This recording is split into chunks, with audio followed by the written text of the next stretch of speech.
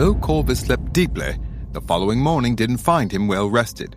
The black and bone armor grew heavier every time he donned it, and the pendant around his neck weighed him down, a stone around his soul. Corvis, Losalis, Davro, and Siloa had gathered in the storeroom. What we need to know is how Ardris poisoned the ale in the first place. If we can't figure out how he did it, we can't defend against it if he tries again. I don't know that there's anything particularly mysterious about it. As many men as we've got here, it wouldn't be too hard for a few outsiders to slip into the crowd. No one here could possibly know everyone by sight. I don't think so, Losalis. Aldris wouldn't risk letting a human agent fall into our hands. I've got ways of getting information from them that they won't be able to resist. No, Aldris has stolen yet another page from my book, it seems. He's got the gnomes working for him. Ugh, creepy little buggers, aren't they? Yes, they are. They are also nigh undetectable by magic and just a little bit sneakier than a hunting owl when they want to be. It would require pretty much zero effort for one of them to have snuck in here and poisoned the drinks. Corvis frowned. Given their other penchants, it's also likely that it was they who killed our missing soldiers. So, if they're so undetectable, how do we keep this from happening again? Tedious as it is, we have Siloa or myself check over the food and drink stores on a regular basis. Magic may not detect the gnomes, but it should do fine for detecting any contamination of the food. Speak for yourself, oh fragile one. I don't have the first notion of what might or might not poison you. You're all so damn easy to kill. It's a wonder you don't all keel over dead 2 minutes after the gods spit you out into the world like so much phlegm. How colorful. I'm sure Siloa can explain to you what to look for. I can do what? Later, people, later. As it happens, while I don't intend to take any chances, we probably don't have to worry about Aldris trying this again. It didn't work, and he won't waste any time reusing old tactics. The trick is to figure out what he's going to do next. He's going after the key. He's what? The key. The one to decode that spellbook you were talking about. He's going after it. How could you possibly know that? Think strategically. So far, Ardris has shown a substantial, one might even say impossible, level of knowledge of your previous campaigns. Correct, my lord? Corvis nodded with a scowl. He has. The fact that he even knows about the spellbook has me stumped. However he knows. I think we have to assume that he also knows about the necessity of the key, yes? Your logic's getting a little fuzzy there, Losalis. We didn't know about the key until Corvis actually held the book in his hands. Ardris knew that Lord Rebaine found the book, but didn't ask why it wasn't used at Denethir.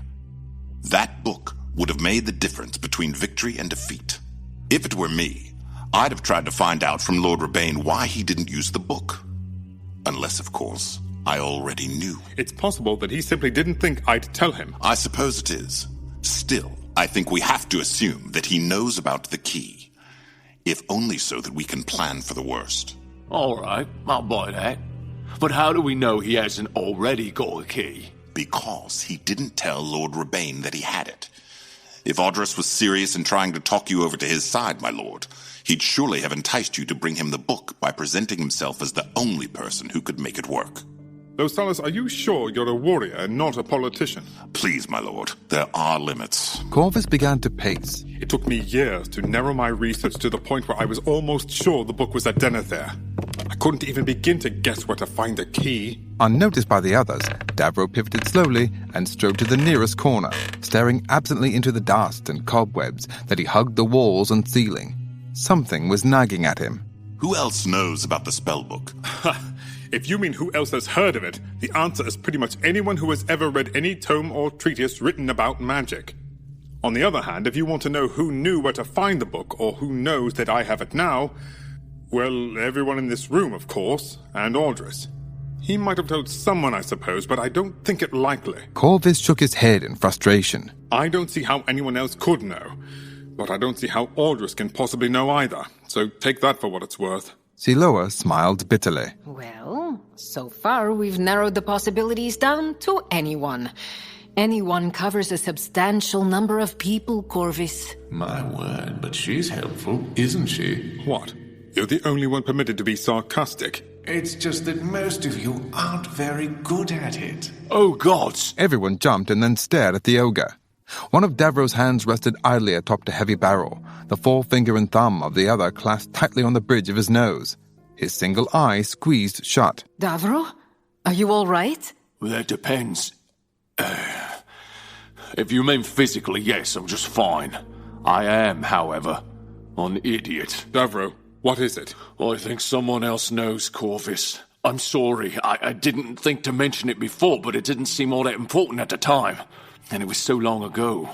There was so much else going on. I didn't... Davro, what happened so long ago? What didn't seem important? It was right after you left dinner there. We were pulling out, a fighting withdrawal, as it were. And we were holed up in one of the buildings across from the hall of meeting, keeping an eye on things, watching for an opportunity to get the hell out. When Duke Loram and his entourage arrived, and they were wary, but upbeat. At least that's how they all looked when they got into the hall. Maybe half an hour later, though, one of them storms back into the street, and she's irked about something. All kinds of rants and curses. She keeps this up for a good 5 minutes, blows up a few nearby piles of what's already pretty much rubble, and stalks back inside. I didn't think much of it at the time, but now, I'm not so sure. Losalis raised a hand. I'm sorry to interrupt, but did you say she blew up a few piles of rubble? I hadn't heard that she had all that much of a temper. For something to anger her that badly, it must have been pretty important. My lord, I don't mean to be rude, but might you tell me who in the gods' names we're talking about? I'm sorry, Losalis. We're talking about Rhea Voon, of course. Personal advisor to the Regent, His Grace, the Duke Loram of Tabernez. And also, incidentally, one of the greatest sorcerers alive. Back when we were acquainted, she'd mastered the 7th Circle at an age most mages are struggling with the 5th. She's probably achieved the 8th by now. Oh, I think we've got enough wizards and witches and sorcerers involved already. I couldn't agree more, Losalis. Unfortunately, our large friend got me thinking with his useful, if somewhat belated, revelations, and I'm afraid that I don't have any choice anymore. You think she knew about the book? It certainly appears that way, doesn't it? Obviously, we weren't doing a great job of keeping it a secret. Or she didn't have the slightest clue what you were looking for until after you'd left, and just threw her little tantrum when she found the room and figured out what she'd missed. You know, you may just have a point. Oh, he acknowledges my humble contribution, the heart swoon. You don't have a heart, Kanda. Then why do I swoon? Oh. Kanda suggests that Rhea may not have learned of the book until after I'd left. She may have initially only realized that something important slipped through her fingers. Corvis frowned darkly. Not that it really matters when she found out. If anyone in this whole bloody kingdom could dig up that key, it'd be her. Do we have any reason to believe that Audris can't figure this out? I don't think so. We've been assuming that Audris has access to the same information we do, if not more. I see no reason he couldn't come to the same conclusions. Then we know where he's going, don't we, my lord?